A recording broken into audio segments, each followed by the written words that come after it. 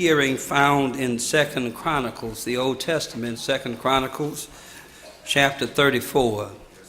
2 Chronicles chapter 34. This is our youth children's day, and I always try to have a message that will encourage our children and our youth. They get so much bad rap, I want to give them some good rap. And so in 2 Chronicles chapter 34, I want to start reading at verse 1. 2 Chronicles chapter 34, start reading at verse 1. It says, Josiah was 8 years old when he began to reign. He reigned in Jerusalem 31 years.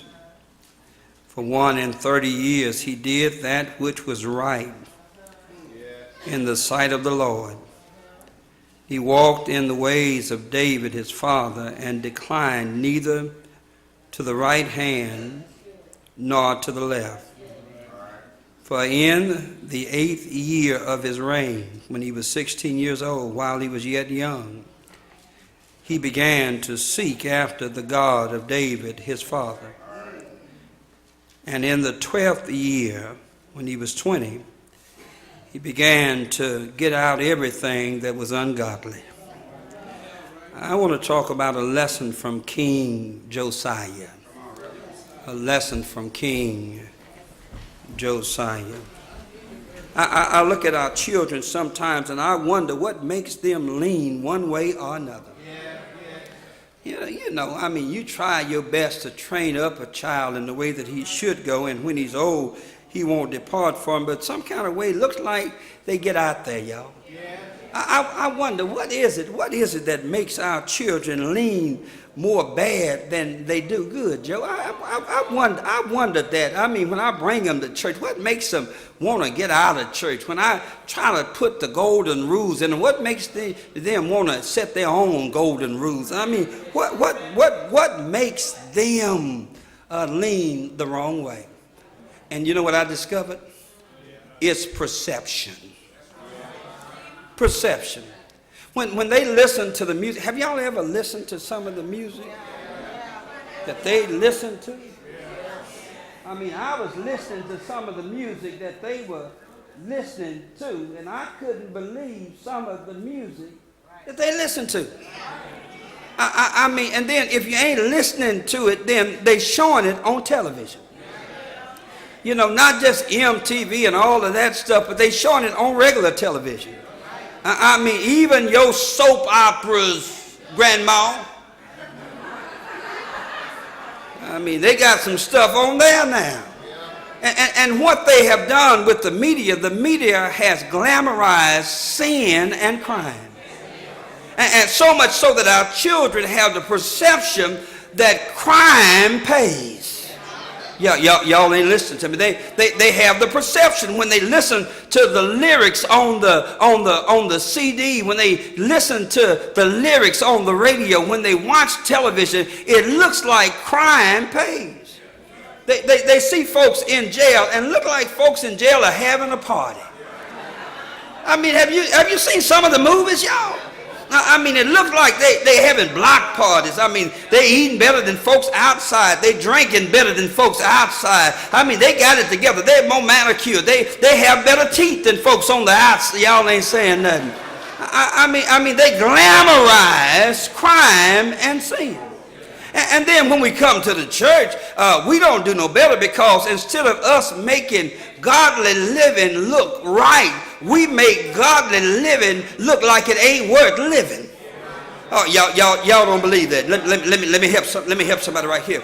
We sing songs that make our children and our youth think that godly living ain't worth living. Oh, okay, you don't believe it. How you gonna pay your rent? All your money spent. Baby need a new pair of shoes. Even got a light bill too.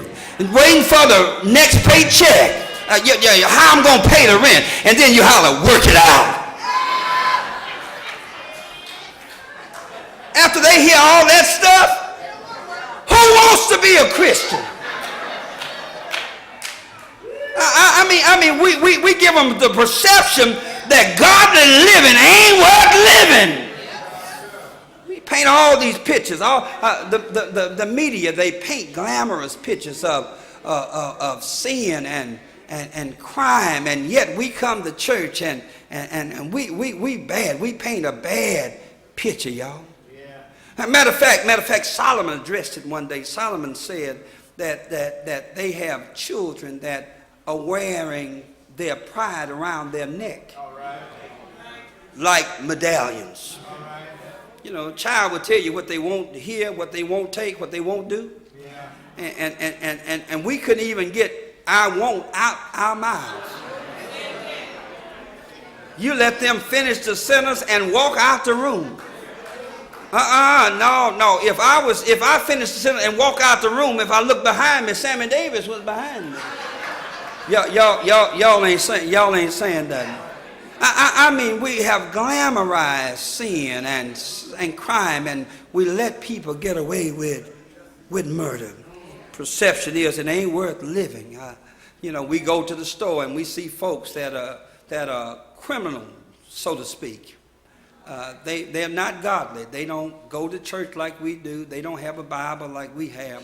But yet they got 2 baskets in the store. I mean, they pushing 2 baskets. Here you are, been in church all your life with a hand basket, $5 and a calculator, and you trying to make it work. Come on, talk to me, somebody. I mean, the media will make you believe that crime pays. But let me tell you something, even though Mama M didn't have everything that folks have right now, they had the one thing that the folks that have all the money don't have. They had some peace. They could sleep at night. Folks who do ungodly things, they can't sleep at night. They're always looking over their shoulder, trying to figure out where the next hit is going to come from, trying to figure out who is going to take my territory. But when you have godly principles, you can sleep at night. You don't have to have 2 baskets. You can have a little shopping cart and add your little food up with the shopping cart and your $5. And still, when you get through eating, you just as full as the person with the... Come on, talk to me, somebody.